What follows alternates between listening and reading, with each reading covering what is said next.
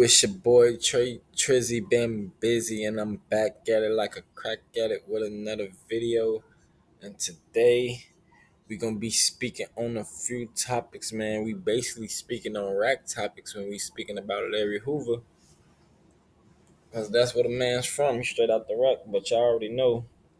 Before we get into this conversation about Larry Hoover, what's going on, will he really be free and all that? Before we get into all that, y'all already know what time it is. I gotta go to my shiznit. 1 second. I'm a real nigga from the field, nigga, where they kill niggas. Deal with you. You can't show no pity when they drill niggas. The thoughts out. All these stars out and they on pop blocks. They sending shots. These niggas killing niggas more than flu shots. Don't get it twisted like dreadlocks. Some defense like Matlock. We start your game like Red House. And call us dudes only black out. These white cops in the back shots. Some cops be black and they really not. I live this life like I'm really stock. I got the brick you got the money. Come with us and you use your top. I'm half booked like I'm on a yacht. It's my time like I'm on the clock. I had the weed roast, you have the rock. Got money stashed in the sneaker box. I'm just trying to know if you gon' flip it not. Just trying to know if you gon' book it not. Before I come to the block, cause the police have just trying to make it out. These niggas now they fake it out. When them bullets hit your face, your ass look worse than breaking out. Yeah, they going crazy cause of crack, but they love talking that smack. And they only whooping they packs. This shit work, don't get back. Do hit different, real nigga out the rack. Like I said in my last video, basically I'm gonna be dropping my cash app in the link below. I got a computer set up that I'm setting up with my gaming PC. If y'all want to support my background and everything I'm gonna be setting up in the room, y'all can definitely hit that cash app. But basically what we gonna be getting into today is we're gonna be breaking down the Larry Hoover case. So basically, a lot of people want to know what are Larry Hoover charges. I'm gonna be with you in a minute. All right, son. I'm gonna come get you when I'm done. Okay. All right, go sit down until I'm done. Okay. So yeah, basically, Larry Hoover charges and what he do. Larry Hoover was born in Jackson, Mississippi in 1950 and moved to Chicago as a child in his early teens. He joined a gang called the Supreme Gangsters by the late 1960s. He had merged his organization with a rival group led by Davis Barksdale, creating the Gangster Disciples.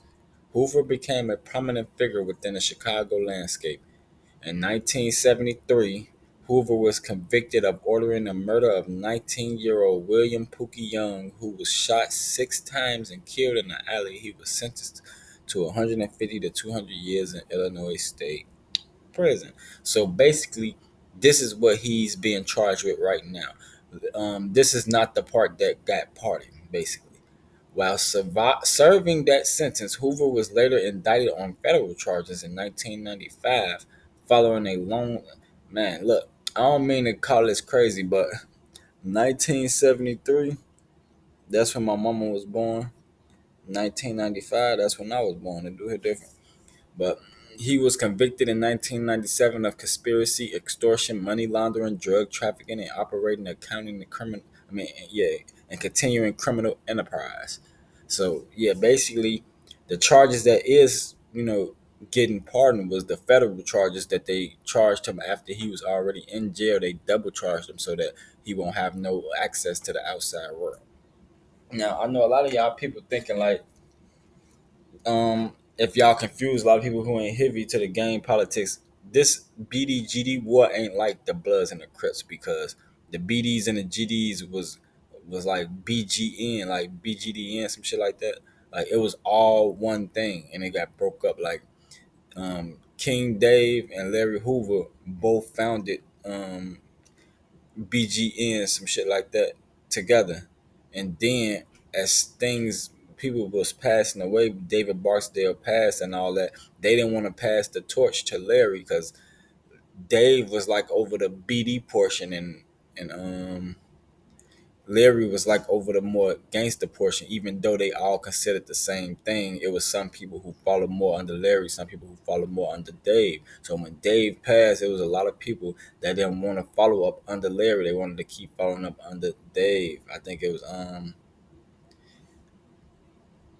basically money control. I forgot the name of the BD who took over after Dave. I forgot his name, but if anybody remember his name, y'all can comment his name down in the comment section. The person who took over the BDs after King David, he basically turned half of the BDs against Larry, so they won't follow Larry and they could just follow him.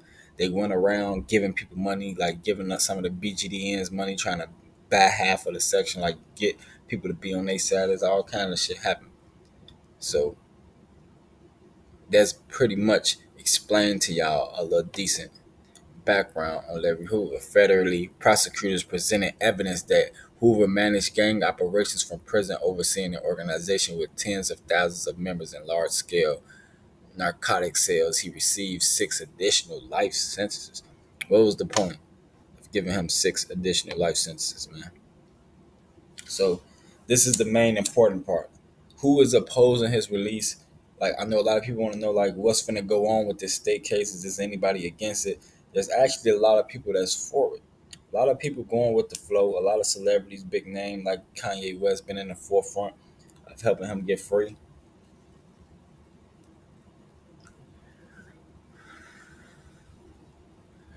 Drake and Kanye did that free Larry concert. Shout out to them. They do hit different. But yeah, Hoover has distanced himself from Gangsta's disciples and claimed he no longer has ties to the group in court filings. As of recent 2022, Hoover stated he wanted no part of Gangsta's disciples and said, "I'm no longer the Larry Hoover people sometimes talk about."